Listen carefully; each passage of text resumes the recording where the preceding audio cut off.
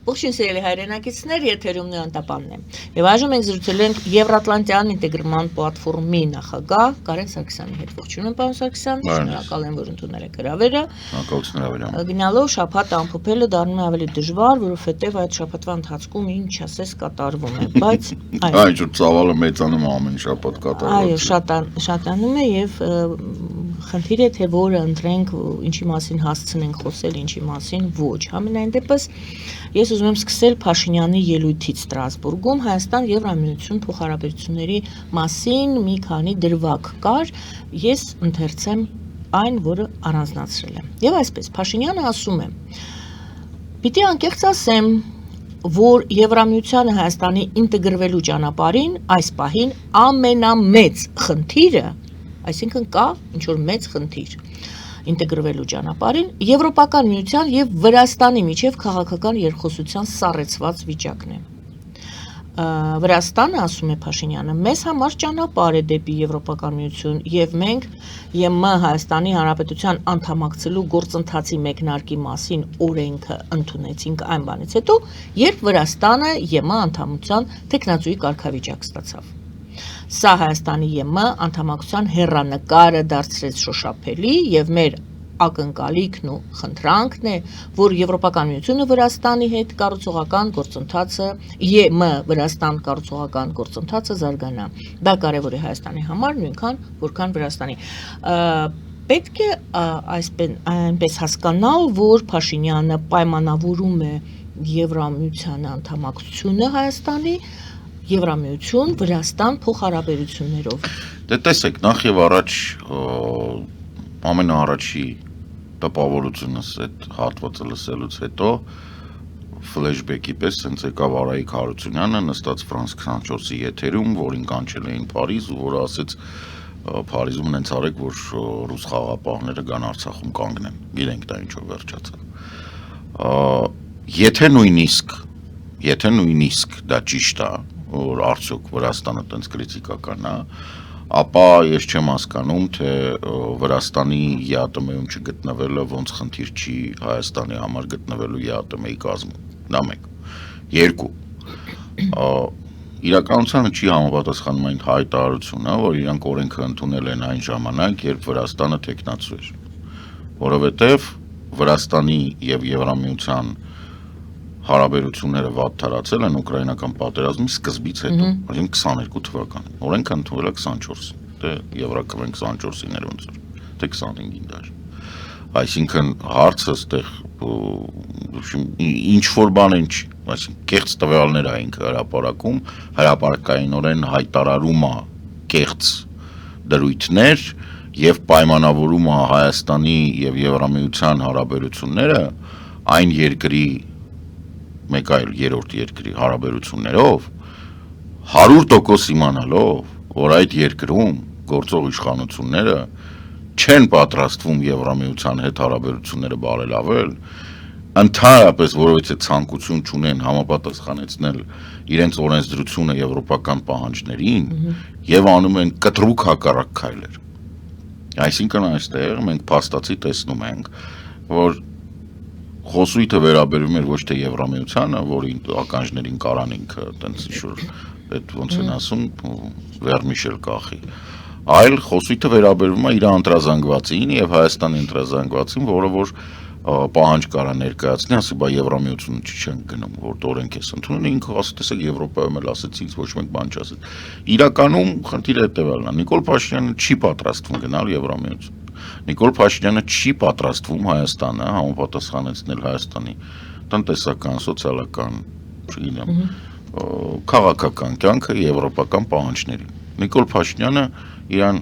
շատ հաճելիորեն այս ճահճում զգում է, որը ռուսական ազդեցության տակ է,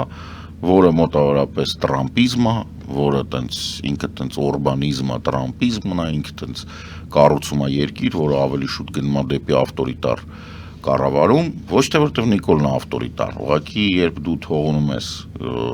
վիճակը այս վիճակում, հա, եթե թողնում ես հասարակությունը, ինքը գնում է վատից դեպի ավելի վատ։ Ինքնահոսի թողած ոչ մի բան չի լավանում։ Ինքը վատ թարանում։ Ահա բացատրեմ խի, որովհետև շատ པարզ պատճառով։ Դու այսօրվա օրով կախվածություն ունես Ռուսաստանից, չես պատրաստվում այդ կախվածությունից դուրս գալ։ Ստանդարտների տեսանկյունից, տնտեսության տեսանկյունից, վստահ եմ, որ կառավարությունը բոլոր տեղյակ են Ռուսաստանի իրական վիճակից։ Հաշվի չառնենք այս 10-12 օրվա մեջ բավականին անիմաստ եւ հիմար պատերազմի պատճառով նավթի գների տատանումը, որը բավականին մեծ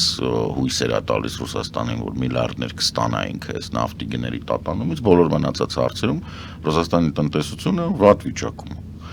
Հիմա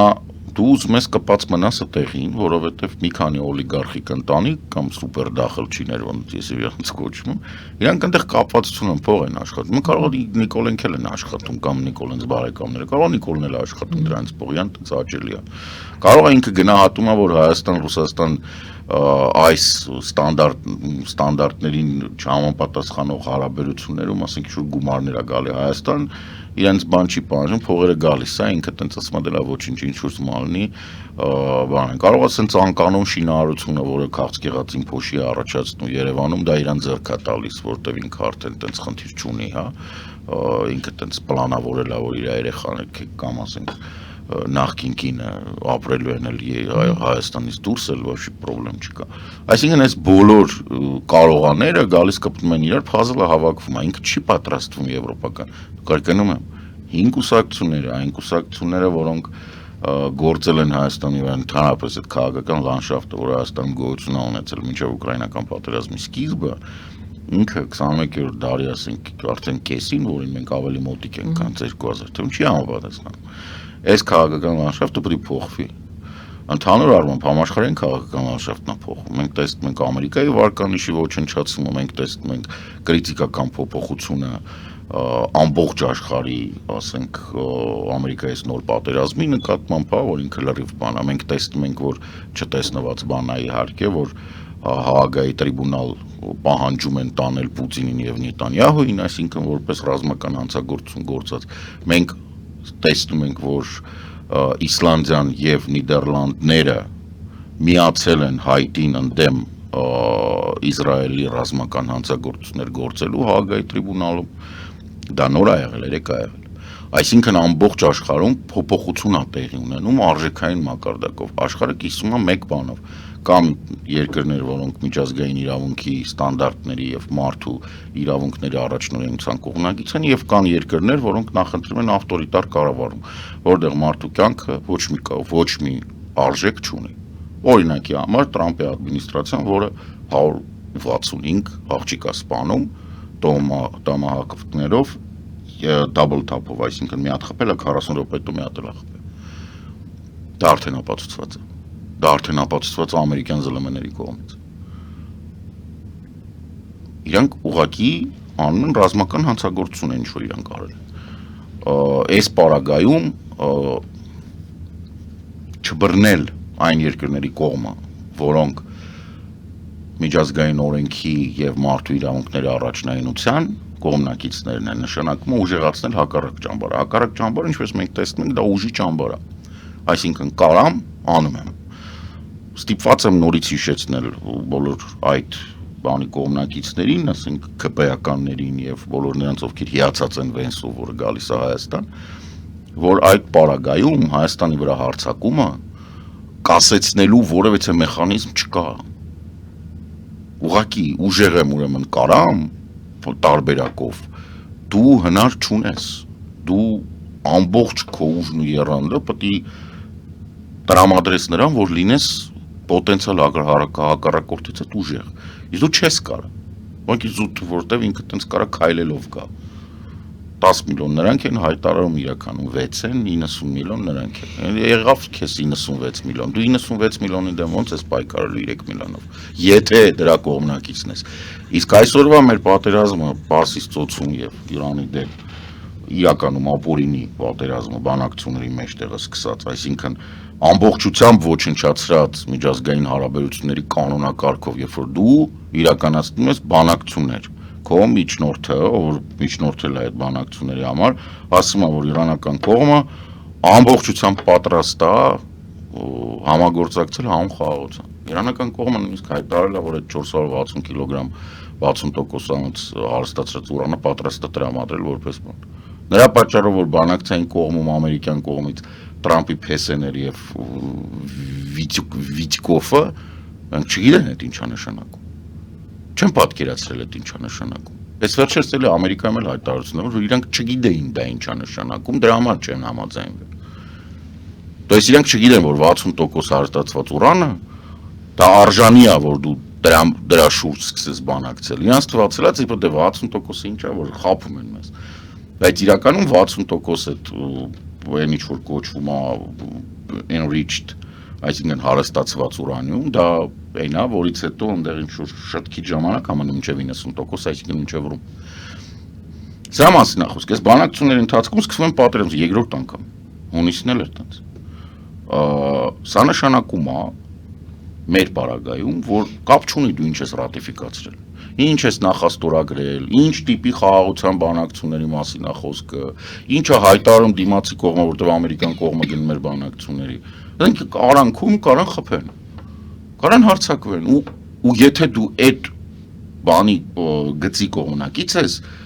դու բերանդ լեզու չունես, ասես ես ինչ եք անում։ Չէ, դու շանս չունես ուղղակի։ Դա նշանակում է, որ դու մտածված գնում ես նրան, որ հերթական գոյամարտ պետք է անես։ Սրա իմաստը չկա իրականում։ Իրականում սրա իմաստը չկա։ Սրա հակառակը այն է, որ դու թողես այդ քո սախ հեքիաթները, որ Վրաստանն է կարևոր բան,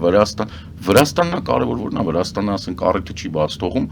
ինձ թվում է որոշ երկրների խնդրանքով եւ պահանջով Հայաստանի բեռնատարները էլի կանգնացնում կամ ֆիլտրում է։ Տենց համընկնում է 44-ի ժամանակ էր տենց, հետո էր տենց, ամեն 23 թվին էր տենց, 21 թվին էր տենց։ Վերջերս էլ է, հիմա էլ է տենց, ասենք, այս վերջերս 2 օր առաջ թե 3 օր առաջ եղավ, որ ասենք օրական 700 ֆուրի փոխարեն 150 ֆուր են բաց թողում։ Այսինքն այս Վրաստանն է, որի համար դու գնում ես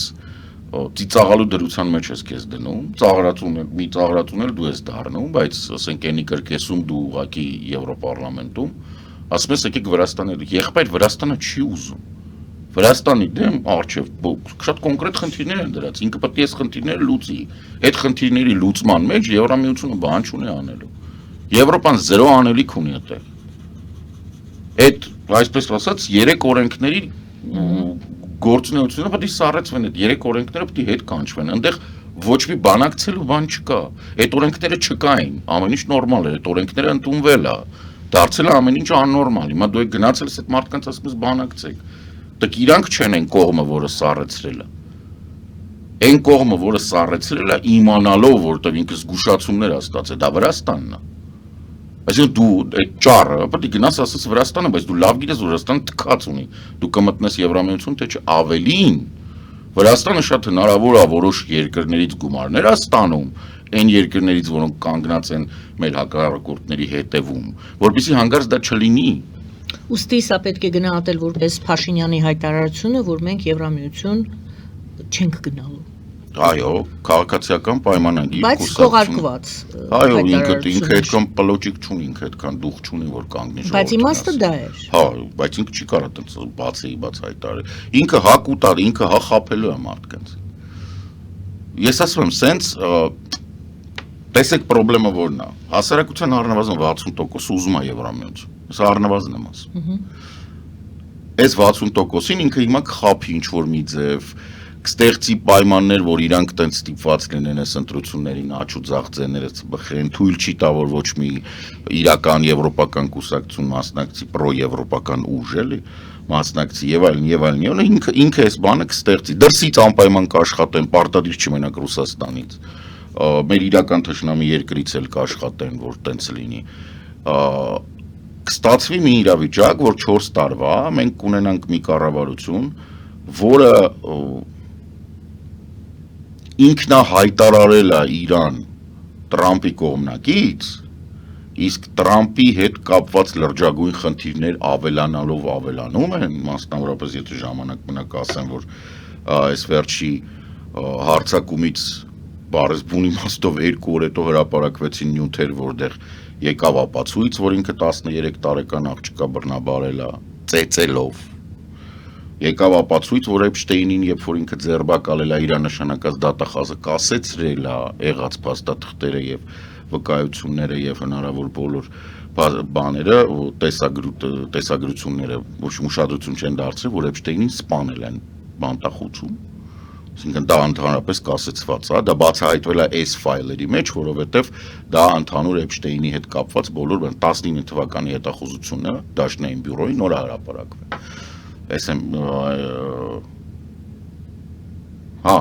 Ամերիկյան առնվազն 2 հեռուստատեսություն բավականին մեծ ռեպորտաժ են արել, այնտեղ ժամանակացույցերով բաներ։ Այս ամբողջ բանի մեջ դու ընտրել ես, քեզ հայտարարել ես Տրամպի կողմնակից, այն պարագայում, որ տարածաշրջանում Տրամպի վարկանիշը մեղմ ասած ցածր է, եւ մենք տեսնում ենք, թե արաբական երկրները, որոնք հույսը դրել են Ամերիկայի վրա, ինչով փրսան, այսինքն ամբողջությամբ տնտեսության ոչնչացում, կասեցում, Հորմուզի փակում, ասենք IT ընկերությունների ներդրումների պայթեցում, Amazon են տրաքացրել, հիմա հայտարարել է Իրանը, որ Microsoft-ի, OpenAI-ի այդ բոլոր հնարավոր դատակենտրոնները, որոնք իրան հասանել են, ոչնչացնելու բանում արաբական երկրներում եւ Իսրայելում եւ բոլորը հասկանում են, որ դա ճիշտ է, որովհետեւ Իսրայելի եւ արաբական երկրների հոպը հակահրթիռային ավելի շուտ պաշտպանությունը սպառվել է, չկա, ինքը ստիպված բերում է Հարավային Կորեայից, Հարավային Կորեան պարզադժգոհություն է հայտնում, որտեղ Հյուսիսային Կորեան դրանից օգտվելով ինքն է սկսում հրթիռներ արձակել եւ տենց ստուգել, թե իր հրթիռները ինչ վիճակում են, այսինքն Տրամպը ամբողջությամբ քաղաքական միջազգային հարաբերությունների բանկրոտ է, չասած որ առաջի անգամ երևի պատմության մեջ Տեքսասում կրվում է, հանրապետականների բանը կարող է կրվի եւ ինքը, ասենք, այնտեղ դեմոկրատական լինի, Մեյջորի Թեյլոր Գրինի ընտրատարածքում հաղթում է դեմոկրատական տեխնացուն, այսինքն այդ կարմիր նահանգն էլ ասենց ոնց որ ֆլիփ-ֆլոփ լինում, չհաշված որ Պենսիլվանիայում են արդեն դեմոկրատներ, այսինքն նույնիսկ մինչև ընտրությունները արդեն mid-term-ը, որը նոյեմբերին է, կարող է պարզվի, որ Տրամպը չունի կոնգրեսում մեծամասնություն, ներկայացուցիչների պալատում, այնտեղ կպահի երկու ձենապահ սենատում, բայց դա էլ է կասկածել,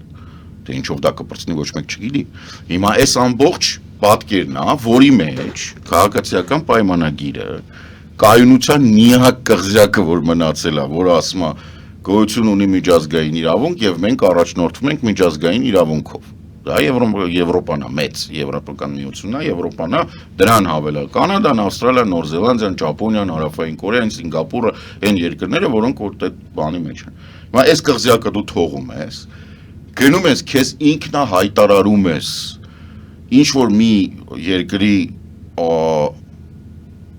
նախագահի բարեկամ, ընդ որում այդ նախագահան շատ հնարավոր է, որ հիմա արդեն վարկանիշ երևում է, որ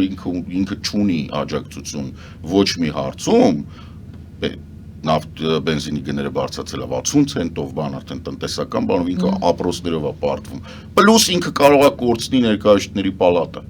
այսինքն իր մոտ իմպիչմենտի հարց կանգնի, բացի դրանից իր վրա քրեական գործ է հեսա բացվում, հերթական ու 32 գործով ինքը չկա, ինքը քաղաքական եւ միջազգային առումով բարոյական բանկրոտ է։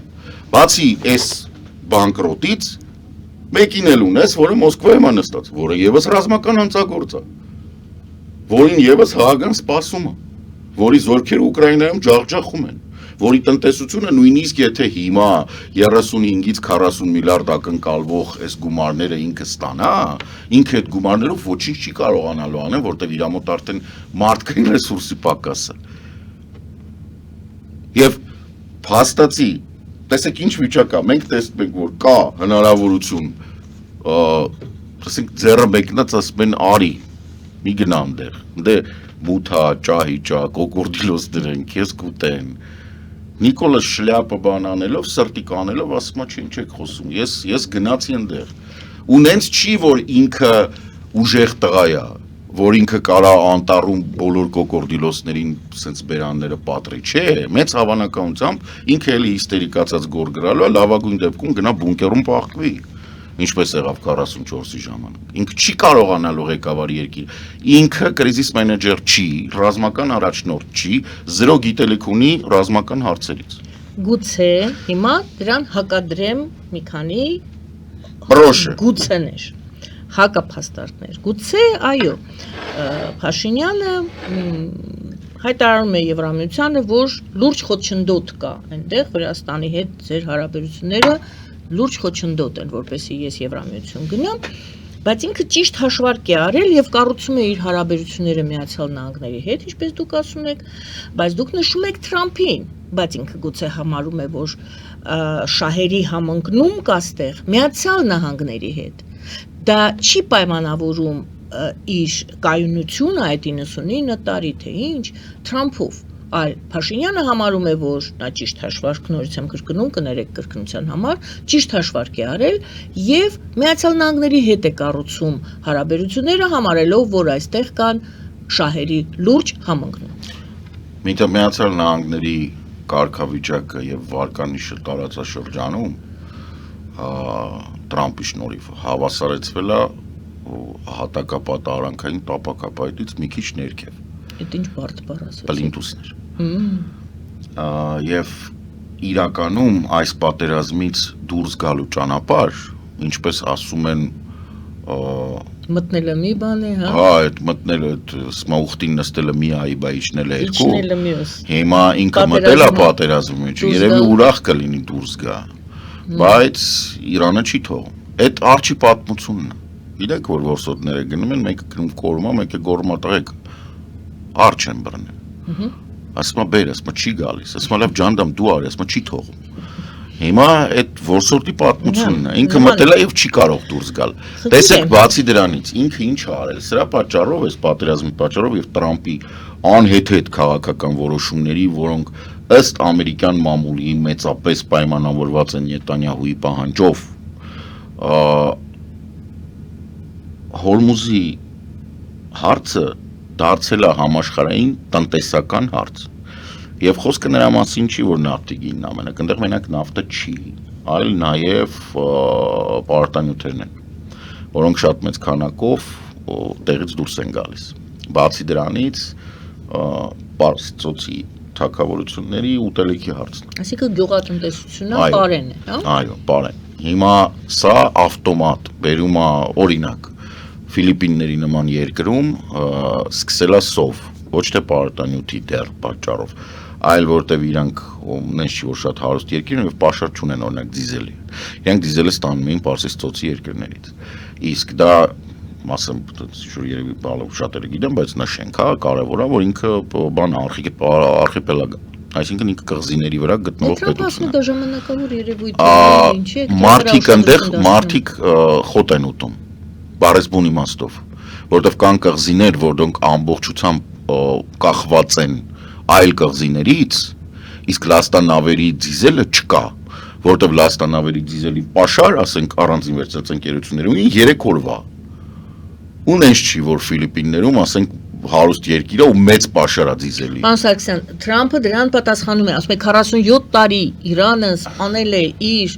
ներսում իր ժողովրդին, հիմա ես եկել եմ եւ մի քիչ դիմացեք դուք, դա երկար չի լինելու, ես եկել եմ ու հեսա ջարդուփշուր եմ անում։ Հասկացա, ինքը եկավ, ինչ արեց, ինքը հունվարին ասեց արխային ես գալիս եմ, հանեց մարդկանց փողոց, այդ մարդկանց մի մասին գնդակը արեցին, հիմա ինքն է գնդակը արում այդ մարդկանց։ Այսինքն, երբ դու 165 երեխա ես սպանում double top-ով, առաջի օրը հարցը առաջանում, թե դուք, ասենք, եթե կարողանում եք ես հեռախոսը GPS-ով գտնեք ես որտեղ եմ, այդ ոչ չեք կարողացել հասկանաք, որ դա դպրոց է։ Դե տարբեր բացատրություններ Այդ տարբեր բացատրությունները բոլորը գիտենք, բացառությամբ նրա, որ իրանց միակ դաշնակից երկրի բանն էր եղել դա։ Նավոտկեն էր եղել։ Սխալ, նպատակային սխալ։ Նպատակային սխալ։ Այո, նպատակային սխալ, որպեսզի Ամերիկան չկարողանա դուրս գա այդ պատերազմից։ Այդ մեկ, երկու, երբ դուք Թեհրանում նպատակային ոչնչացնում եք դիզելի եւ բենզինի պահեստները, որոնք առաջացնում են այսպես կոչված քիմիական բանի, օքսիդ բան, կիսլոտնի դոշտ, սև է ծուխ, այսինքն ամբողջությամբ ոչինչ անբնակել եք դարձնում Թեհրանը։ Այդ դուք անում եք, որպեսզի մարդիկ ինչ անեն, մարդիկ վեր կանեն, ասեն այաթոլային անի, Այդպես չի լինի։ Մեծ խնդիր ենք դրել մեր առջև։ Դրանք մեծ խնդիրը, տեսեք, չէ, մանր խնդիրը չի կարող լինի։ Եթե դու հայտարարում ես, որ դու ուզում ես ռեժիմ փոխես, դու պետք է հասկանաս, թե ոնց ես փոխում։ Առանց զորքի դու չես կարող ռեժիմը փոխես։ Ընդհանուր քանակը մարդկանց, ովքեր ռեժիմին են ծառայում, նույնիսկ եթե տենց վերցնեք ոչ թե Իրանին, ինքը մոտ է 700,000-ին, տարբեր գնահատական, մինչև 1 միլիոն ասում են, 700,000, դա առանց ոստիկանության։ Դա ասենք բանն է, իսլամական հեղափոխության կորպուսն է եւ այլ պարա ենթառազմականացված ծառայություններ։ Այս մարդիկ ծառայում են ռեժիմին։ Բացի դրանից, ասիմետրիկ պատերազմը, որը վարում է Իրանը, այդ ինչ-որ հորիզոնտալ դիրքով ինքը տարածվում է, ինքը տենց բան չի։ Ինքը ապացուցեց, որ նույնիսկ 45 հոգի, 400 հոգի, կարևոր չի, վերևը որ ոչնչացնում ես, ինքը շարունակում է պայքարել։ Հիմա, որպեսզի ռեժիմը փոխվի, դու պետք է այս 750,000 հոգուն ստիպես, որ իրանք այդ հերթական ընտրված այաթոլային չծառայեն։ Դրա համար դու պետք է լինես հողի վրա։ Դրա համար դու պետք է մտցնես քո զորքը։ Նույնիսկ Հորմուզը բացելու համար դու պետք է քո զորքը մտցնես։ Իսկ եթե դու որպես Ամերիկայի Միացյալ Նահանգներ մտցնես քո զորքը, դու ստանում ես խնդրեմ քո Ամերիկայի Միացյալ Նահանգներում, որովհետև ընդհանուր առմամբ Տրամպի այս պատերազմի կողմնակից Ամերիկայում ավելի քիչ են, քան 40%-ը։ Մարդիկ չեն ուզում մեռնեն այլ պատերազմի համար։ Մարդիկ Տրամպին ընտրել են, որովհետև ինքը ասել է, որ ես պատերազմ չեմ անելու, եւ մեր զավակները ոչ միտեղ չեն զոհվելու։ Հիմա հարցը հետևն է, դու չես կարող բացել Հորմուզը, որը փագա քո պատճառով։ Դու չես կարող հանել ոչնչացնել ռեժիմը։ Դու չես կարող ոչնչացնել միջուկային զենքը իրանց, որը չկա, եւ չես կարող ոչնչացնել 460 կիլոգրամ մինչեւ 60% հարստացված ուրանը, որովհետեւ եթե դու հանգարց խփեցիր ընդեղին, որտեղ որ այդ ուրանն է, դու տեղում դառնում ես ռազմական հանցագործ, որովհետեւ դու ստեղծում ես ռադիոակտիվ ճառագայթում, հենց այնց քաղաքացիական բնակչության վրա։ Եվ դու չես կարող ասել, որ դու հիմա ազատագրում ես Իրանի ժողովրդին, որովհետեւ դու ռմբակոծում ես իրենց քաղաքները։ Դու ոչնչացնում ես օրինակ հայկական մշակութային կենտրոններ։ Հայերը ոչ կապ չունեն այդ պատերազմին։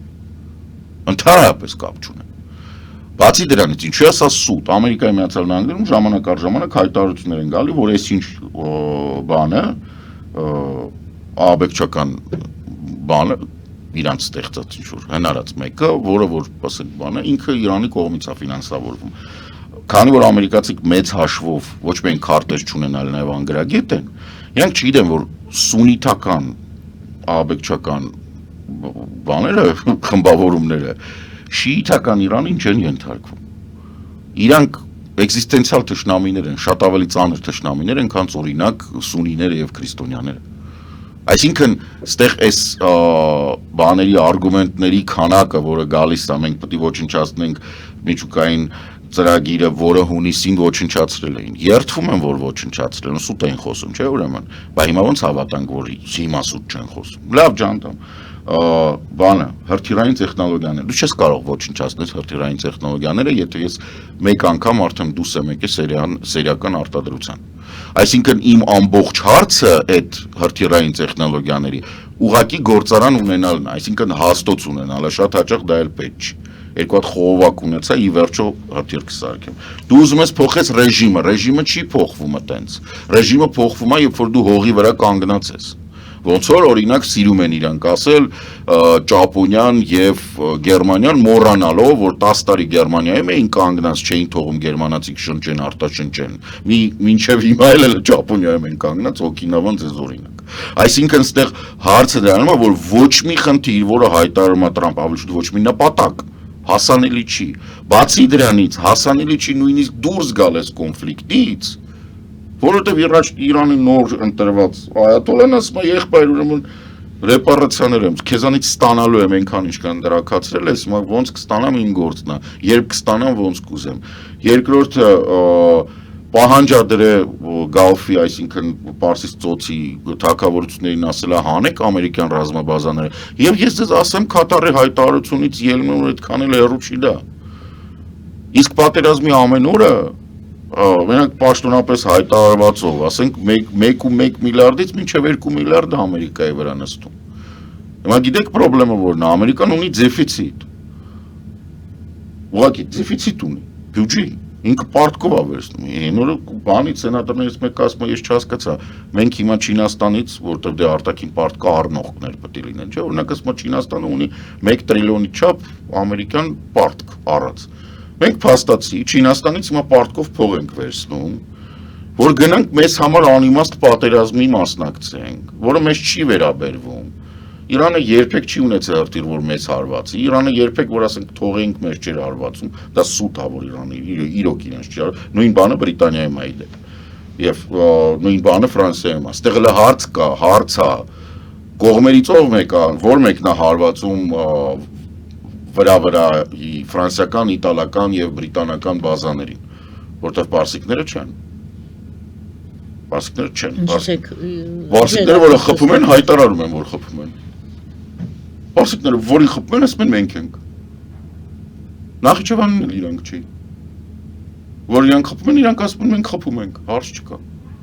Բայց ոնց որ չկա հայտարարություն։ Եվ շատ տարօրինակ է, որ այդ բանը տեղի է ունեցել։ Հիմա տեսեք, այս ամբողջ բանը գալիս է, պատերազմից դուրս գալու տեղ չկա։ Այսինքն Տրամփն գելա թակարդի մեջ։ Ինքը որ 2 միլիարդ մինիմում ծախսում է, այդ մնացած ծախսերը չեն կառնում։ Իր ամբողջ հակահրթիռային պաշտպանությունը, որը կառուցված է եղել տարիներով, տասնամյակներով, ոչնչացված է, այն հայտարարված նպատակը, որ մենք Իսրայելին ենք պաշտպանում, հնարավոր չի, որտեղ Իսրայելը օրական ստանում է այնքան հրթիռ, ինչքան ինքը հունիսին չի ստացել, այնտեղ արդեն մարդիկ են վիրավորվում, զոհվում, արդեն հրթիռները երևում են, հասել է նրան, որ ասենք բանը ցենզուրան նենց է աշխատում, որ լրագրողներին արգելված է նկարել։ Իսրայելի տարածքում, Էմիրությունների տարածքում, ասենք Էմիրությունների տարածքում այն բրիտանացի զբոսաշրջիկը, որը նկարել էր, թե ոնց է հրթիռը գալի խփում Դուբայի միջազգային օդանավակայանին, արդեն ձերբակալված է 2 տարի են տալիս։ Ինքը պետք է նստի, դրա համար որ նկարել է։ Չնայած այդ ժամանակ լորենքը չէր աշխատում։ Հետի թվով են այդ օրենքը թարմացել։ Այսինքն իրական պատկերը թե այնտեղ ինչ է կատարվում, հա մենք չունենք, որ զանգում ենք, խոսում ենք, այդ վաղտ ենք իմանում։ Եվ ոչ մի լավ բան այնտեղ չի կատարվում։ Դուբայը դադարում է լինել այսօր ֆինանսական առավոտյան, թե գիշեր, չէ առավոտյան շուտ երևի կադր սպիտակ էր, լույս էր։ Առավոտյան հարվածել են Դուբայի ֆինանսական կենտրոնի շենքերից մեկին։ Էական չի այնտեղ ինչ եղավ։ Էականը այն է, որ այն մարդիկ, ովքեր դա դիտարկում էին Դուբայը որպես ֆինանսական կենտրոն, խաղաղության եւ հանգստության մի հատ կղզյակ, որտեղ դու կարաս նստես եւ խայտարակ ձևի 2 տարին մեկ պայթող Արևելյան Աֆրիկայում ինչ-որ գործարքներ անես, բայց քո գրասենյակը կենտրոնը գտնվի Դուբայում, ինքը արդեն հասկանում է, չէ, ոնց որ այդ տենց չի։ Եվ Կաթարի բանի այդ արտգործնախարարության խոսնակը հենց դրա մասին էր ասում, որ մինչև այս բաները, թագավորությունները եւ էմիրությունները տարբեր վերականգնեն իրենց տնտեսական ուժը, կարող է 3-4 տարի անցնի։ Այսինքն լրիվ անիմաստ պատերազմ, որի արդյունքները տասնամյակներով կլինեն տարածաշրջանում, եւ նենց չի, որ դա կապահովի այն հայտարարած նպատակը, որ, ասենք, չգիտեմ, Իսրայելը ավելի անվտանգ կլինի կամ Ամերիկայի հանդեպ չի լինի այդ ատելություն։ Այդ լավ էր ձևակերպեցիք, օրինակ հայտարարված նպատակը դեռևս այդքան էլ հայտարարված չի կարծես թե։ Չէ, նպատակը ասում եմ, օրը մեկ փոխում են, ֆլիփ-ֆլոպ են անում, որովհետև տարբեր նպատակներ ենք։ Ինձ մոտ տպավորություն կար եւ իրանք ոնց որ հայտարարեցին նույնիսկ որ այդ բանը կար, ինձ մոտ նենց տպավորություն է, որ ինչ որ մեկը սպիտակ տանը նստած է ChatGPT-ի հետ է խոսում։ Եվ ամեն օր ChatGPT-ն նոր բան է տալի եւ սա տալիս են սա էս բանին, Տրամփին, որ ինքը հայտարարի։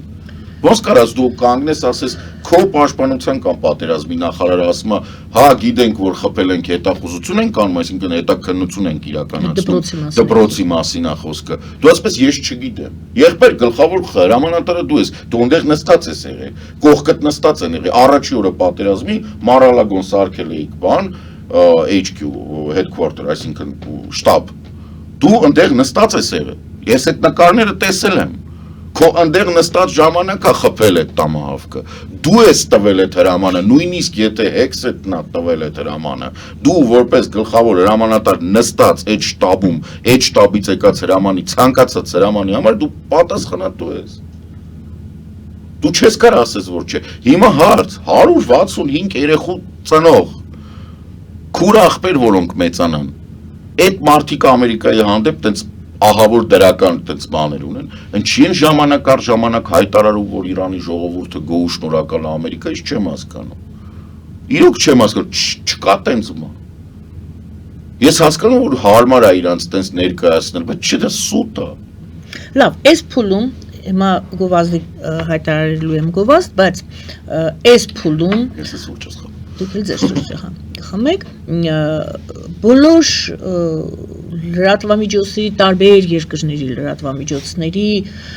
տրամադրությունները եւ վերլուծությունները, եթե փորձենք իմի բերել, ստացվում է, որ պարզ չէ վերջնանպատակը, պարզ չէ,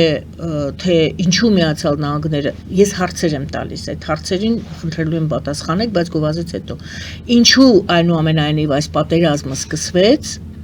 եւ որ դեպքում ինչ պետք է լինի, որ այս պատերազմը ավարտվի, ինչը կհամարվի հաղթանակ, որ Թրամփը արդեն այսօր է ասում, ընդ որում 2 օր առաջ ասեց արդեն կրել ենք։ Արդեն ասեց հենց առաջին օրն ենք հաղթել։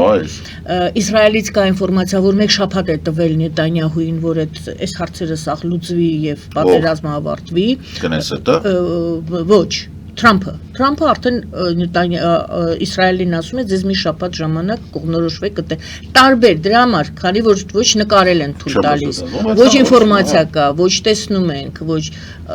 ցակ ու ծրիվ ինֆորմացիաների, ինչ ունենք այս պահին եւ որ դեպքում կարելի է համարել, որ Միացյալ Նահանգները հասան իրենց հայտարարած նպատակին։ Համաձայն եք։ Ես թվեր ունեմ վնասների։ Թվեր ունեք, կկարդաք։ Գովազդի եթերում սիրելի հայրենակիցներ, մնացեք մեզ հետ։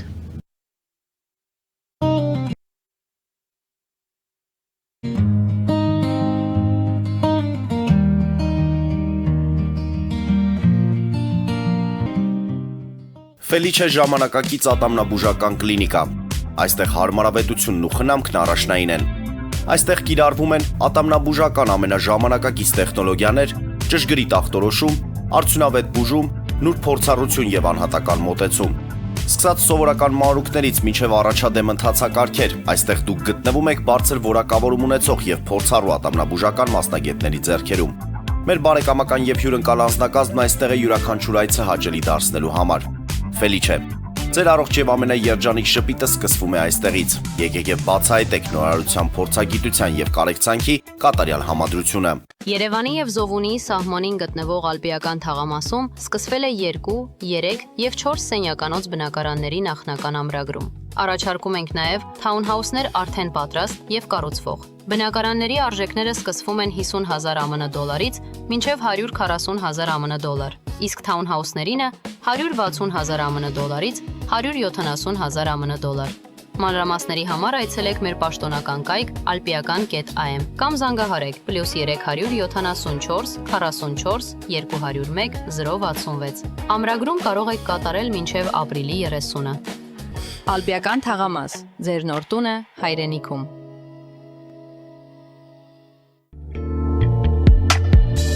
Երևան փոստը Գրանադայի ուզում, տեղեկացնում եմ։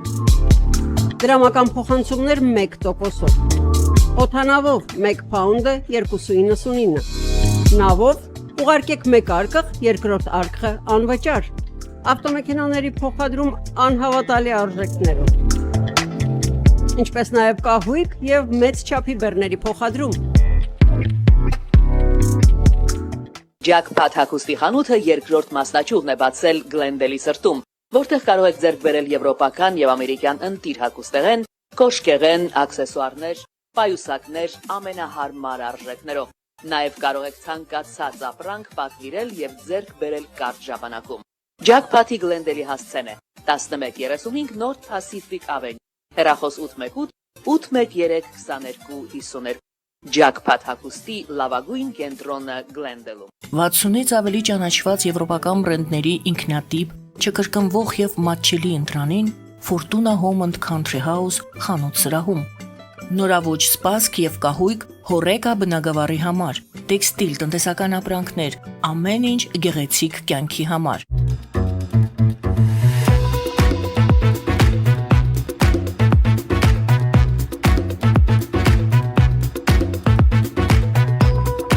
Արարատ ռեստորան, ընտանեկան եւ ընկերական ժամանցի լավագույն հասցե, սիրված արտիստներ, հյուրընկալ մթնոլորտ, հարուստ ճաշացան, անմահական խորտիկներ, Արարատ ռեստորան, հասցեն անփոփոխ, սիրով սպասում ենք ձեզ։ Լավագույն պաղպաղակ, բնական, համեղ եւ մատչելի գներով պաղպաղակը կարող եք ձեռք բերել բոլոր հայկական խանութներում։ Պահանջեք հայկական պաղպաղակ, Թամարա պաղպաղակ։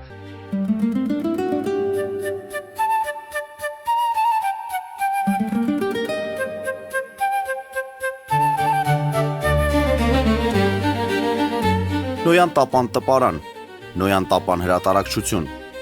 շարվածքից մինչև տպագրում, զանգահարեք, գրեք, այցելեք,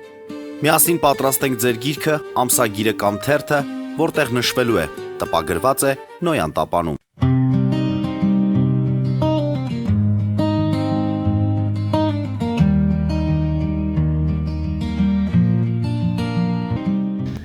Սիրելի հայրենակիցներ, հիշեցնեմ, որ մենք զրուցում ենք պարոն Կարեն Սարգսյանի հետ Եվրատլանտյան ինտեգրման պլատֆորմի նախագահ։ Եվ այսպես ինչ խնդիրներ էին դրված, գիտենք արդյոք թե ոչ, այս փուլում ինչպիսին է վիճակը եւ որ դեպքում կարելի է ասել, Թրամփը կարող է ասել, որ մենք հաղթեցինք, որ դեպքում իրականում կարելի է արձանագրել, որ պատերազմը վերջացել է, քանի որ հիշենք նաև, ես հիշեցնեմ, որ Զելենսկին այս շաբաթվա սկզբին ասաց, որ ես ասում էի, որ երրորդ համաշխարհային պատերազմ է սկսվում։ Ոչ ոքի, Թրամփը ինձ չէր լսում, լսողներն էլ չէին հասկանում, ինչ եմ ասում։ Դե հիմա հարցը շատ ավելի լայն է Զելենսկու դեպքում, որովհետև սա ընդհանրապես տարօրինակ է, որ Թրամփը դիմել է Ուկրաինային խնդրել է, որ դրոներով գան պաշտպանեն։ Եվ արդեն գնացել է։ Հա, բայց խնդիրը նրանում է, որ այդ ընթացքում ինքը նորից Զելենսկուն մեղադրել է նրանում, որ ինքը Պուտինի հետ չի համաձայնվում, այդ ընթացքում Պուտինի նավթն է հանել պատժամիջոցների տակից, Ռոսնեֆտն է հանել պատժամիջոցների տակից, Վիցկովը Դմիտրիևի հետ էլի հանդիպել են, այսինքն իրանք ամբողջությամբ իրար հակասող բաներ ան։ Սրանից Ընդ որում, եթե այդ հանդիպման մասին եք խոսում, հիշեցնեմ, որ այդտեղ Ուկրաինայի թեմա չէր քննարկում, համենայնդեպս երկուսն էլ իրենց մամլո հաղորդագրություններում նշեցին, որ փոխադարձ հետաքրության հարցեր էին քննարկում։ Մեկ, երկրորդն էլ դե պատժամիջոցները, բայց ասեցին, որ հանել են, մինչև ապրիլի 12-ն են հանել, ասեցին ընդհանուր մենք չենք փոխել մեր վերաբերմունքը։ Հա, այստեղ մեր ոնց հանել ենք, տես նորից կմցնենք, դա էլ է հնչեցնում, բայց պարզապես նշել ենք։ Ամեն դեպքում սա միլիարդների մասին է խոսքը գնում։ Եվ իսկ մեկ ամսվա ընթացքում իհարկե ինչքան նավթ կհանեն, դրա մասին չի խոսքը։ Հիմա հայտարարությունը նրա մասին, որ ես հաղթել եմ, Թրամփը կարող անի ցանկացած բան։ Ամբողջ խնդրումը նրանում է, որ իրանական կողմը համաձայն չի։ ඒක ճիշտ հասկանանք, խոսքը նրա մասին չի, որ իրանական ղեկավարությունը, որը մեղադրվում է իր սեփական բնակչության դեմ, բռնի ուժի կիրառման, դրա մասին չի խոսքը։ Խոսքը նրա մասին է, որ միջազգային օրենք երբ որ խախտում ես, դու պատրաստ կլինես հետևանքների։ Հիմա Թրամփը խախտել է միջազգային օրենք, ինքը բանակցությունների մեջ հարվածել է Իրանին։ Այդ հարվածի ընթացքում ինքը խախտել է Ամերիկայի Միացյալ Նահանգների Ռեյգանի կողմից ընդունված օրենք, որ Ամերիկայի Միացյալ Նահանգները չեն սպանում եւ չեն աջակցում այլ պետությունների ղեկավարներին։ Այսինքն այլ պետությունների ղեկավարներին չեն սպանում 81 թվականի օրենք, չեն սպանում եւ չեն աջակցում սպանությանը։ Սա էլ է խախտել։ Թրամփը խախտել է եւս մեկ օրենք, որը ինքը հիմա փորձում է տակից դուրս գալ եւ լրագրողները արդեն մեռան ձեռ առնելով իրան, ինքը սա կոչում է էքսկուրսիա։ Հետո 2 րոպե հետո ասում է պատերազմ։ Ու լրագրողները սենց էստաֆետա փոխանցելով ասում են հիմա էքսկուրսիա թե պատերազմ, ասում են Դոնալդ Ֆրեդովիչ էքսկուրսիա թե պատերազմ։ Դե ասում են ինքը կարող է միաժամանակ երկուսը միասին լինի։ Ինչի է պետք իրան օգտագործել էքսկուրսիա բառը, բացի նրանից, որ հակառակ դեպքում, քանի որ սենատի թույլտվությունը չի ստացել, դա իմպիչմենտի հարց է, դա նաև է, որ էքսկուրսիան պրծավ։ Հիմա իրան հարցնում են, ասում են եղբայր էքսկուրսիայի ընթացքում 7 ամերիկյան զինվոր է զոհվել։ Ո՞վ է դրա պատասխանատուն։ 150-ը ծանր վիրավորվել են։ առնվազն մեկը այդ վիրավորության ընթացքում ամպուտացիայի հարց է բարձրացել։ Իրանք ծրված են ամբողջ աշխարհի ամերիկյան հոսպիտալներով, չես բերում Ամերիկա, հասկացանք, բայց ծանր վիրավորվածներ կան, իրոք ծանր, այդ 150-ի մեջ։ Բացի դրանից այսօր գիշերը պատահաբար ընկել է ստրատոտանկեր K135, որը զբաղվում է հիմնականում բանով, այդ օդային լիցքավորումով, այսպես ասած։ Պրոբլեմը նրանում է, որ F-35-երը եւ F-15-երը երևի թե այդքան չէ, հիմնականում F-35-երը, այդ ստելսերը իսրայելական, որոնք որ թռնում են իսրայելական բազաներից, իրանք շարավիղը շատ փոքր է գործունեությամբ, այսինքն ինքը չի հասնում Իրանի խորքեր, ինքը հազիվ կարա գա, եթե ռումբերը վրան են, կարա գա հասնի Իրաք։ Դրա համար Իրան անհրաժեշտ է օդում, որ ինքը լիցքավորվի, այսինքն ինքը բարձրանում է օդ, ծախսում է ինչ-որ վառելիք, օդում լիցքավորում է, գնում է թիրախին վերախփում է, վերադառնալուց մի հատ էլ է լիցքավորվում, որ հանգիստ կա նստի։ Դրա համար սա կրիտիկական է եւ ընդհանրապես ասում են երկրորդ թե երրորդ օրը Բեն-Գուրիոն օդանավակայանում առնվազն 3-ից ավել այդ ստրատոտանկերներից վնասվել է։ Եվ ինչի է Տրամպի կատաղությունը օրինակ Բրիտանիայի վրա, որովհետև Բրիտանիան թույլ չէր տվել, որ Կիպրոսում դրանք կայանվեին։ Եվ դրանք ստիպված կայանվել են Բեն-Գուրիոն օդանավակայանում, որը ամբողջությամբ իրանական հրթիռների տակ։ Հիմա այսօր գիշերը ընկել է այդ K135-ի մեկը, օդում եղել են 6 հոգի են մեջ է։ Այո, եւ 6 հոգի եւս մահացել է։ Եվ դեռևս սրա արձագանքը չկար, մինչև ես գալիս էի եթեր, որտեղ Ամերիկայում էլ գիշեր է, չէ, Ամերիկայում գիշեր չէ, ստանցնել են իրաքյան խմբավորում, որը ասել է, որ խփել եմ, լավ եմ արել, պետք է լինի էլի կխփեմ։ Հարցը դա չի, ամերիկյան հասարակության արձագանքն է կարևոր։ Մանավանդ զինվորականների, որոնք ոնց որ տեսեք, Տրամպի ընտրազանգվածից գալի մասը դա վետերան զինվորականներն էին, որոնք չէին ուզում այլևս պատերազմ եւ Տրամպը իրանց դրանով առավ։ Ինքը ասեց ոչ մի պատերազմ չի լինելու։ Ես peace, в смысле ոչ թե մեր լեզվով ասած վատ, այլ խաղաղության նախագահ եմ։ Ես բոլոր պատերազմները կանգնացնում եմ, հիշեք ինքը սա 8 հատ պատերազմ էր կանգնացրել, այդ թվում Կամբոջայի եւ Ալբանիայի միջև։ Իսկ հիմա ինքը անում է պատերազմ։ Եվ այս պատերազմի ընթացքում ինչպես իրանք են ասում by choice, այսինքն քո ընտրությամբ պատերազմը դու ստիպված չէիր այդ պատերազմի մեջ մտնել։ Արդեն մահանում են ամերիկյան զինծառայողներ, որոնց մահը ոչ մի կերպ չի արդարացվում, որովհետև ոչ Քուվեյթի այդ 6 հոգին, ովքեր մահացել են, պարտադիր չէին որ մահանային, այսինքն նես չի որ իրանք մտել են Իրանի տարածք։ Ոչ էլ է ստրատոտանկերը բանկաներ կընկներ եւ կմահանան։ Հիմա տեսեք, սրանից բացի, որ ասում թվեր ունեմ, հա, ինչի են նաեւ ամերիկյան ամենաաչերը, մագաներից աչ որ կան, մեղադրում Տրամպին, մեծ հաշվով։ Դուք որ պատկերացնեք Մեյջորի Թեյլոր Գրինը մեկ-մեկ ինձ ասում եք կոպիտ ես։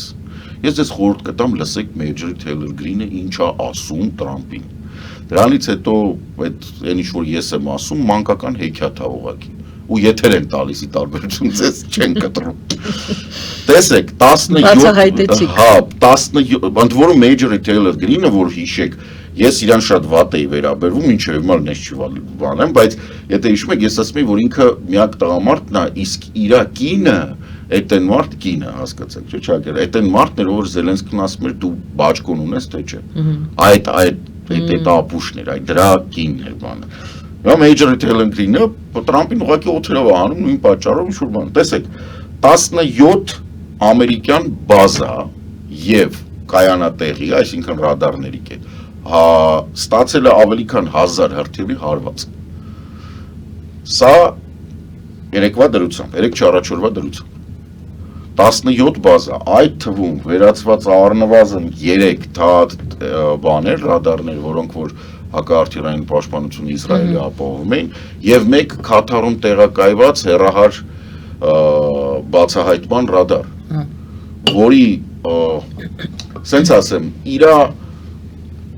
նոմինալ արժեքը չի նույնիսկ 1.1 միլիարդ։ Իրա ինչ-որ տենց արտադրությունով արժեքն է 1.1 միլիարդ։ Իսկ երբ որ հաշվում ես, որ իրան պետք է արտադրես, բերես Քաթարում դնես, որ ինքը 6 տարի կառուցել են դա։ Այսինքն այդ որ ասում են 1.1 միլիարդ հաշվարկած չի, ոչ տրանսպորտային ծախսերը, ոչ ինժեներների ծախսերը, ոչ դրա հոսանքը, որը ամբողջությամբ ոչնչացված է։ Այս ամբողջը գումարում ես իրար, մոտավորապես 21-24 միլիարդ փող է գալիս։ 3 հատ էլ այլ ռադար, ամեն մեկը 500 միլիոն պաշտոնական գինը, որ դրանով վաճառում են։ Սրա խնդիրը նույնիսկ դա չի։ Մենակ մեկ այդ մեծ ռադարի համար 72 կիլոգրամ գալի է պետք։ Գալիումը դա այդ այսպես կոչված նուրբ մետաղ է, որի արտադրության, բան, տենց արդյունաբերական արտադրության 95%-ը Չինաստանի ձեռն է։ Եվ այնպես չի, որ ինքը տարեկան տես տոննաներով արտադրվում, ինքը իրոք, այնպես չի, բան է, ինքը ծանր ստացվող մետաղ է, իրանից մաքուր է պետք։ Եվ բացի դրանից ամեն մի այդ ակտիվ ֆազային այդ կոչվում է AFAR, այդ բաները, ակտիվ ռադարները վերջի սերնդի, իրանք բոլոր այդ գալիվի էլեմենտներով են։ Այսինքն մի հատ ընդեղ, 3 հատ ընդեղ, որը համարժեք է։ Գալիս է բավականին լուրջ ծավալ գալիումի, որը խնդիր է Ամերիկայի համար։ Եվ նույնիսկ փողը չի, այլ դրա արտադրության ժամանակն է, այդ ոնց որ բանում Պակ 3 Պետրիոտ հրթիռները, այո, Ամերիկայի Միացյալ Նահանգները հայտարարել են, որ կարող է 26 թվականին հասցնեն արտադրությունը 600-ի, բայց արդյոք դա այդպես է, թե չէ, բայց օրինակ Թհատ հրթիռները արտադրում են տարեկան 54 հատ, 54 հատը առաջի 2 օրվա ընթացքում մենակ Իսրայելն է կրակել, այդ չհաշված էմիրությունները ինչ կան,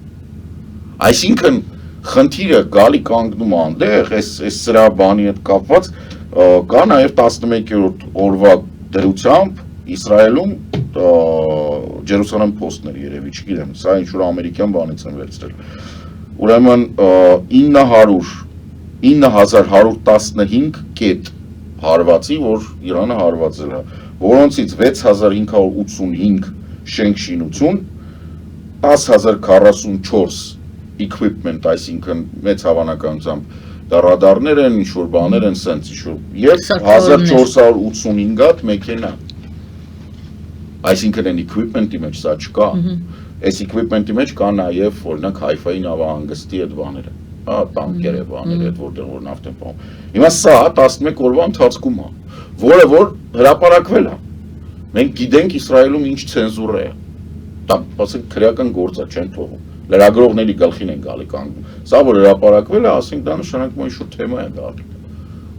Բացի դրանից մենք բոլորս գիտենք, մանավանդ ով ինչ-որ ծանոթներ բաներ ունի, որ եթե ժամանակին 10-15 րոպե հրթիռակոծությունից առաջ էր գալիս, տակ օդային տագնապը, հիմա նույնիսկ կադրերի վրա է երևում լրագրողների, որ օդային տագնապը եւ հրթիռը են գնել համընկնում է։ Այսինքն ռադարային այդ ամբողջ շերտը, որը Ամերիկան ստեղծել էր, որ պաշտպաներ Իսրայելը, այլևս չի աշխատում, բայց այդտեղ գալիս է երկրորդ խնդիրը, որը որ էմիրություններն են ասում եւ Սաուդները, որ եղբայր փաստորեն դարձա, որ մենք այսքան գումար ենք տվել Տրամփին, Կուշներին, այսքան տարի փշի ենք արել, հայտարարել ենք, որ մենք բան ենք, որ Աբրահամյան համաձայնագրությունից ստորագրել բան, բարձում է պետք եղած տեղը, ոչ թե մեզ են պաշտպանում, այլ բացառապես Իսրայելին։ Որովհետև իրանց տնտեսությունը կանգնում, հիշեցնեմ, որ Քաթարը ամբողջությամբ կանգնացել է գազի արտահանում։ Հիմա Հորմուզը փակ մնալու պարագայում, իսկ Հորմուզը փակ կմնա այնքան, ցավոք սրտի, ինչքան կուզենա Այաթոլան։ Այտենց է, որովհետև Հորմուզը դու չես կարող Տրամփի հայտարարությունով ասես, որ գիտես ինչ կա, ես բոլոր նավերը խփել եմ, այսօր ասում է բոլոր նավերը խփում, հաջորդ օրը ասում է դե 16 հատ էլ նավ են խփել։ Եղբայր, հիմա 3 բոլորը խփել էր, թե այսօր 16 հատ էլ ես խփել։ Իսկ բանը ականապատում է այդ Հորմուզի նեղուցքի, իրանք անում են փոքր կածերներով ամեն մեկի վրա 2 հատ ականը։ Եթե Թրամփը ասում է դա էլ չէ, օքեյ, դա էլ ճիշտ չի։ Շատ լավ։ Տրամփը կոչ է անում բոլոր տանկերներին խիզախ լինել եւ անցնել։ Հայտարարությունից ասենք բառեզբուն իմաստով 40 րոպե հետո Իրաքի ափի մոտ 2 հատ ամերիկյան տանկեր բազիկները տրակացնում են։ Հիմա այդ մարդիկ ոնց գնան։ Ամենաբանը վտանգավորը։ Ապահովագրական ընկերությունները հրաժարվում են ապահովագրել Պարսից ծոց գնացող եւ Պարսից ծոցից դուրս եկող նավերը բոլոր։ Եվ այստեղ հարցը նրանում չի Տրամփը հայտարարում է, թե չէ։ Դու չես կարող ապահովագրական մեծ հնգյակին թելադրես։ հետ գանք ամենասկզբի այս թեմայի շուրջ հարցին, ինչ դե նա ասում է էքսկուրսիա է, ես պատերազմ բառն ուզում օգտագործել, պատերազմը ոնց որ թե չի հայտարարված։ Այո, մեկն էլ կա տենց, ճահիճներում նստած բանը։ Այնտեղ, այո, հատուկ օպերացիա է։ Սրանք են ասում։ Ինչ որ մի Ստեղ ոնց է ձևակերպումը։ Մի պահ այդ Տրամպն ասում էքսկուրսիա, բայց մի պահ դրանց կողմնակից սենատորներից այդ թափթփուկները դուրս եկան ասեցին դե բանը սա հատուկ օպերացիա է, մենք հենց հիմա։ Լավ, եթե Ռուսաստանը ինչ որ էլի փոփոխություններով ինչ որ նպատակներ էր ձևակերպում, դենացիֆիկացիա, դե չգիտես ինչ միլիտարիզացիա։ Որնայք նույն բանն է, նույն ֆլիփ-ֆլոպն է։ Ինքը ուղղակի cosplay է անում Պուտինին։ Ես գիտեմ, որ Նետանյահուի բանը ուրիշ է, Նետանյահուն այլ մոտիվացիաներ ունի, հա, ինքը ուզում է Իրանը դառնա բան, իրանց հետախուզության թե որն էր այդ նախկին հետախուզության ղեկավարներից մեկը նստած ասեց, մեզ միևնույն է թե ինչ կլինի Իրանում։ Կլինի հեղաշրջում լավ է, կլինի բունտ լավ է, կլինի քաղաքացիական պատերազմ ավելի լավ է, այսինքն Իրան պետք է չլինի, այդ Իսրայելի մոտեցումը դա է։ Ինչը անմարտկային է, եւ բայց մենք սովոր ենք։ Լավ, դա այդ մարդն էր, Թրամփը, ինչպես է Տրամպի մոտ սենց է, Տրամպին հետաքրքրում է արագ հաղթանակ։ Մենք դա բոլորս գիտենք։ Ինքը պիտի կանգնած, ես 9-րդ պատերազմը կանգնացրեցի, որ բոլորը մոռանան, որ ինքը 24 ժամում չի կանգնացրել ռուս-ուկրաինականը։ Արդեն չի ստացվում։ Դե համար առաջինը ինքը սկսեց ասեց, հեսա երկու օրվա մեջ կպրծվի։ Լավ, ինչ պետք է լինի, որ իսկապես դուք ասում եք Իրանը չի թույլ տալիս, բայց Իրանին ասենք ջախջախեցին։ Չես կարա, եթե հողին չմտնես։ Նրան էլ հարցնող չի լինի, դու թողնում ես թե չէ։ Այդ ինչ պետք է լինի, որ այդպիսի իրավիճակ լինի, կամ կապիտուլյացիայի ենթարկեն Իրանին, ասեն, ահա մենք հաղթել ենք, Իրանը կապիտուլյացիայի ենթարկված։ Եկեք հասկանանք մի բան, ոնց որ Պուտինն էր ասում դենացիֆիկացիա, դեմիլիտարիզացիա, նույն բանը տարբեր ձևակերպումներով ասում է Տրամպը։ Ինքը ասում է ռեժիմի փոփոխություն, ինչը որ Պուտինն ասում Զելենսկուն պետք է փոխեմ։ Ինքը ասում է պետք է հրթիռ չունենան, այս չունենան, այն չունենան, պետք է հնարավորություն չունենան Օրմուզը փակեն։ Նրանք էլ պետք է ասում բանակ չունենան, նավատորմ պետք է չունենան, հրթիռ պետք է չունենան։ Լրիվ նույն բանն է։ Այսինքն նույն դենացիֆիկացիա, դեմիլիտարիզացիան է։ Մենք այդ ճանապարհով մի հատ ավտորիտար ղեկավար ունենք, որը գնացել է Կաբզոնի համերգին, նո կամ գնում է Պուտինը։ Հիմա երկրորդը Տրամպն է, գնում է անգերոջ հետևից։ Սրա ավարտը գոյություն չունի, նորից եմ ասում, որպեսզի դուք 1 միլիոնանոց ընդհանուր առմամբ ռեժիմի կողմնակիցների, դա չենք հաշվում այն մարդկանց ում բարեկամներին դուք սպանել եք, ով իրոք մտածում է, որ Իսրայելի հայտարարությունները ճիշտ են եւ իրանք ուզում են այս երկիրը ոչնչացնեն, ովքեր չեն ուզում քաղաքացիական պատերազմ լինի իրանց երկրում, ովքեր ուզում են իրանք երկրի բախտը որոշեն, այդպիսի կան։ Այդ մարդիկ են զենքները ձեռքերին պաշտպանելու։ Հենց որ ամերիկյան զինվորի ոտքը կպավ ցանկացած տեղ Իրանի տարածքում, դուք կստանաք ազատագրական պատերազմ։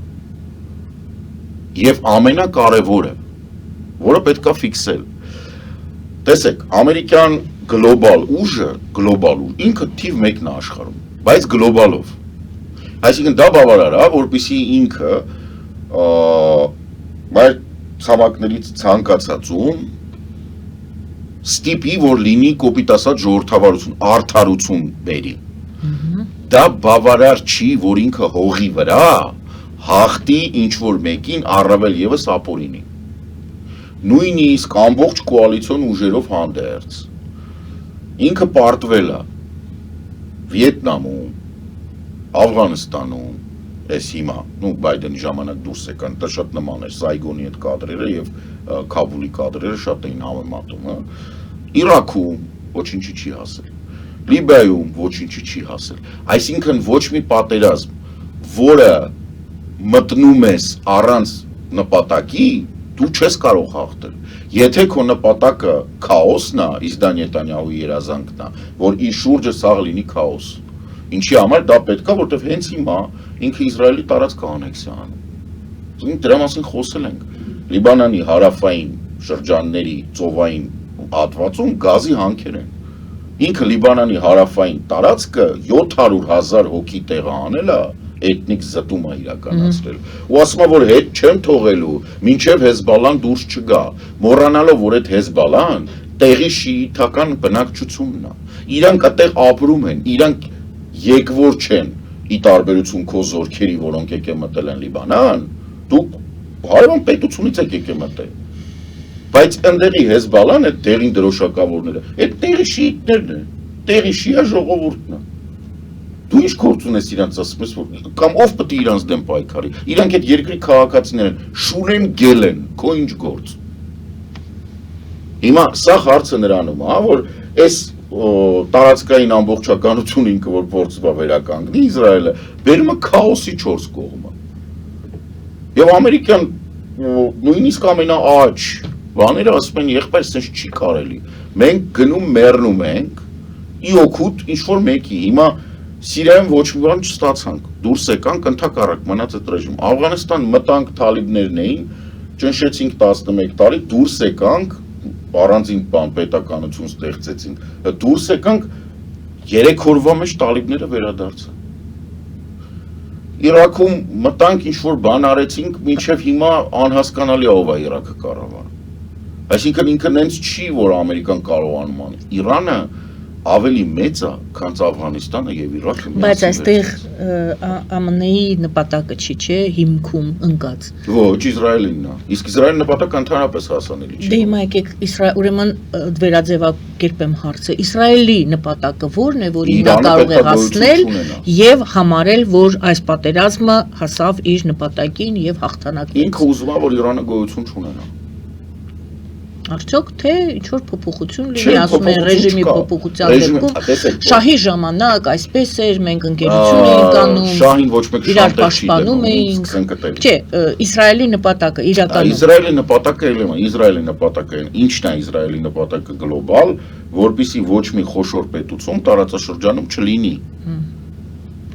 Որտեղ հաջորդը հաստատ լինելու է Սաուդյան Արաբիան, եթե սա հաջողվի։ Հետո կարող է նույնիսկ փորձահազա Թուրքիայի վրա, չնայած խիստ կասկածում եմ իրանք իրար բերան թքած են։ Խնդիրը նրանում է, որ իրան պետք է որ տարածաշրջանում ոչ մեկ չլինի։ Որտեղ եթե տարածաշրջանում մեկը կա Իրանի նման, ինքը չի կարողանում անկանոն բան անել։ Օրինակ, նույն Գազայի պատմությունը, ես ես օրինակ բերեմ։ Գազան ամբողջությամբ իր տարածքում է։ Մեծ հաշվով Գազան իր քաղաքացիներն են, ու որ ինքը ասում է Իրանում այսքան մարդ են սպանել, մենք բոլորս փորձում ենք տենց չտենալու տալ, որ ինքն էլ պրինցիպի իր քաղաքացիներին սպանել Գազայում։ Չէ՞։ Ուրեմն կամ դուք ճանաչում ես Պաղեստինը որպես առանձին պետություն, կամ եթե ինքը քո տարածքն է, ու ասում ես, որ սրանք սեպարատիստ են, քո քաղաքացիներին ես վերացրել։ Տրամաբանական ինչ-որ իրար չկպնելու տեղ կա, բայց Գազան 2 տարի ռմբակոծությունից հետո լրիվ անապատ է այնտեղ, բետոնի անապատ է, բան չկա։ Ինչ Համասը դուրս է եկել, հա։ Համասին կարողացել է հաղթի։ Թե այդ ժամանակ որ Հեզբալային խփեց փեյջերներով, բաներով սաղին վերացրեց, այս արեց, այն արեց, բան չկա։ Այսօր կարդում եմ IDF-ի իրանց բանակի ղեկավարությունը, հա դե մենք գիտենք, ասում որ 25000 հրթիռ է մնացել Հեզբալայի մոտ։ Ընկեր, բացել էիք։ Բայց ոնց դուք գիտեիք որ 25000 մնացել է։ Ընդ որում հիմա Հեզբալան եւ Իրանը կոորդինացված են հարվածները հասցնում։ Այսինքն իրանք ստացել են, տեսեք, այս նմանատիպ պատերազմների խնդրումը որն է։ Դու մտնում ես պատերազմի մեջ, վերացնում ես ղեկավարությանը, քեզ թվում է այսպես է, իրականում գալիս է տակինը, ով որ շատ ավելի ոնց որ hardliner, այսինքն շատ ավելի կոշտ է քո հանդեպ տրամադրված, շատ ավելի կոնֆլիկտային եւ երիտասարդ է։ Դրա համար Twitter-ում գրել է ասում, իրանք Իսրայելը եւ ԱՄՆ-ն ծախսել են, Իսրայելը չգիտեմ ինչքան է ծախսել, երբ ծախսերը շատ են խփել են։ ԱՄՆ-ն հաստատ ասենք ծախսել է մոտավորապես $15 միլիարդ առնվազն մինչ այսօր օր 2 միլիարդ ծախսում, ընդամենը մի նպատակ, մի բանի է հասել, որ Այաթոլան 30 տարով երիտասարդ է։ Ինքը չի փոխել հերթական Այաթոլայի տրամադրությունը, ինքը չի փոխել բան, ինքը ստացել է Այաթոլա, որը 30 տարով ավելի ջահել է, այսինքն ինքը իրան կոպիտ ասած ապահովել է 30 տարով թշնամի։ Որովհետև դու ինչպես փորձը ցույց տվեց, եթե քանդվող լիներ ռեժիմը, ինք քանդվեր, բայց մենք գիտենք ամերիկյան ԶԼՄ-ներից, թե Washington Post-ը, թե Wall Street Journal, բոլորը ով հասանելիություն ունեցել է, բոլորը գրել են, որ եղբայր հետախուզական բոլոր ծառայություն Թուլսի Հաբարդը, որը այլանդակ Տրամպիստը, ասել է եղբայր նախ Իրանը չունի հնարավորություն մեզ հարվածելու եւ չի պատրաստվում։ Երկու, մենք այս պատերազմի տակից չենք դուրս գալու։ Բոլոր հնարավոր հետախուզական բաներով, ծառայություններով, եկելա որ մտանք դուրս չեն գա, վարի են գնալու, որովհետեւ քիչ թե շատ դեմոկրատական պետության մեջ ես դու հաշվետու ես քո պարլամենտին ամեն ծախսած ցենտի համար, իսկ Տրամպի մոտ դու համարենք որ ժողովրդավարություն հալա որ եւ ինքը կոնգրեսին ներկայացնելու պալատին հաշվետու է ինքը չի կարողանալու արդարացնել օրական 2 միլիարդ ծախսել 12 ամերիկյան զինծառայողի մահ 4 ինքնաթիռի ոչնչացում 3 կարևորագույն ռադարների ամբողջ հակահրթիռային պաշտպանության վերացում եւ բոլոր հնարավոր դաշնակիցների բացի Իսրայելի հարաբերությունների փչացում այդ թվում թակավորությունների եւ էմիրությունների Դուք հասկանում եք, որ էմիրություններն ու սաուդները փող են դրել Կուշների ֆոնդի մեջ, առել են Կուշներին, ոնց որ ասում են, պատրախամի, որ իրանք լինեն ապահով, լավ կյանքից չեն։ Փող են դրել այդ ֆիրմաների մեջ։ Ֆրանսիացի զինծառայողը էլ է։ Ֆրանսիացի զինծառայողը իհարկե ցավակցությունները առանձին, բոլոր զոհված։ Մենք մեր ժամանակը վերջացավ, բայց մենք Հայաստան չդիտարկեցինք պատերազմը եւ Մեզ մոտ հələ չի ազդում, դա լավ վերադարձանք, հələ դեռ չկա ազդեցություն, բայց համաշխարհային շուկայում նավթի գների ավելացումը դա թեմա է, պարտանյութը դա թեմա է։ Այսինքն ինչ որ ժամանակ հետո մենք դա կզգանք։ Այո, մեզ կդա կանադառնա, որտեղ մենք մեծ հաշվով նստած ենք ու ոնց որ ներկրողն ենք բաների, հա։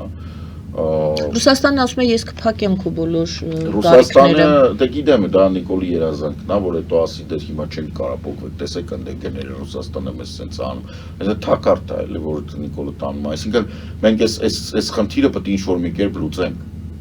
Մեզ համար կրիտիկական է այդ բանից դուրս գալը, փակուղուց։ Սա կոպիտ ասած 1986 ցիրկի ձիլն են։ Նիկոլենք Ռուսաստանից փախնում են, կռուգը տալիս են, էլի գալիս են Ռուսաստան։ Այսինքն, հա, կարելի ասել, որ մենք նույն տեղում մնացինք։ Տեղում ոչ բան չի անում։ Մարդը ասել է, ես տեղում կանգնած եմ մնալու։ Դե երբեմն նորության բացակայությունը դրական է լինում, այս դեպքում գուցե դրա մասին ենք խոսում։ Չգիտեմ, ես վստահ եմ, որ օրենք այդ սոցիալական օրենք կա, որ այն ինչ որ թողում ես տեղում ինքը զարգանում է վատից դեպի ավելի վատ։ Տեղում թողած բանը դեպի լավը չի գնում։ Որտեղ առնվազն մի բան կա կանոն կա, ամեն ինչ զարգանում է։ Այսինքն դու տեղում որ կանգնում ես, դու պետք է ուժ տաս, որ տեղում կանգնես։ Հասկանում եք, որ Ռուսաստանը տեղում է կանգնած, որտեղ պատերազմի մեջ է։ Չէ, տեղում չի կանգնած։ Նա հիմա Ամերիկայի հետ իր հարաբերությունները վերականգնում է։ Չի կարա չի հասցնի, միտտերմ կա։ Դե շատ ոգևորված էին այս վերջին իհարկե ոգևորված են, իրանք ոգևորված էին, իրանք Կիևն էլ էին 3 օրում վերցնում, հարց դրա մասին չի։ Իդեպ կներեք, Զելենսկին այդ որ ասում էր, նա ասաց հիմա իմ ձեռքին քարտ կա։ Այդ ինչի մասին էր ասում, չգիտեմ ես ճիշտ ասած։ Դե որովհետև Տրամպը դիմել է իրան։ Դա էր։ Հա, որովհետև դա ամերիկան պաշտոնապես ճանաչել է, որ չի կարողանում դրոների դեմ պայքարել։ Այսինքն այս պահին մենակ ուկրաինական հակադրոնային պաշտպանությունն է, որ իրանք հույս ունեն, որ կաշխատի եւ մասնագետները, բայց չի աշխատի։ Ոչ թե չի աշխատի, որտեղ չափազանցված է իրանական կողմից դրոների կիրառման քանակը։ Այնքան շատ իրականում, ինչա դրոների հարցը տենց ակտիվ է։ Մի բան էլ կա, որ պետք է ասեմ, կներեք, կարող եմ չի երկար լինի, բայց դա պետք է ասեմ։ Հայտարարություն գնաց, որ ամերիկյան կողմին հեսա Կալիֆոռնիային գալու են հարվածեն։ Այսօր ասեցին սաղ այդ հրապարակումները հանեք ջնջեք թափեք։ Այո, Սպիտակ տունը ասեց սուտ է, չկա տենց բան։ Դա շատ կարևոր է։ Չէ, ընդամենը ասեցին խոճապ եք տարածում։ Այո, խոճապ են տարածում, ինչու, որտեվ չկա տենց բան։ Որտեվ դա սպիտակ տան պրոպագանդան չէր, դա ուրիշ երկրներից եկած պրոպագանդա է, դա այդ նույն պատմությունն է, թե ինչու եւ ով է հարվածում ֆրանսիական կամ իտալական ռազմական բազաներին կամ բրիտանական, ով է ուզում ներքաշի, ով է ուզում պանիկա տարածի, շատ կարևոր է,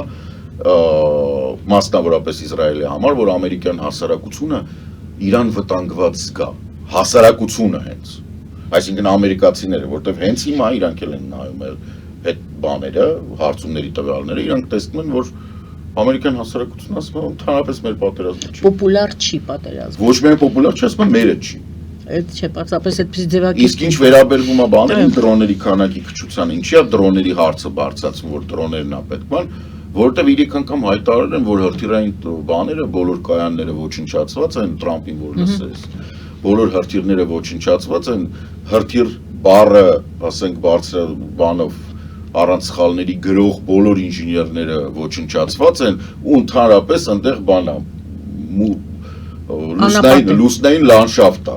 Ով գիտի հրթիռը ինչ է, իրան ծնված օրվանից սպանել ենք։ Հիմա ինքը պետք է բացատրի ոնց են խփում։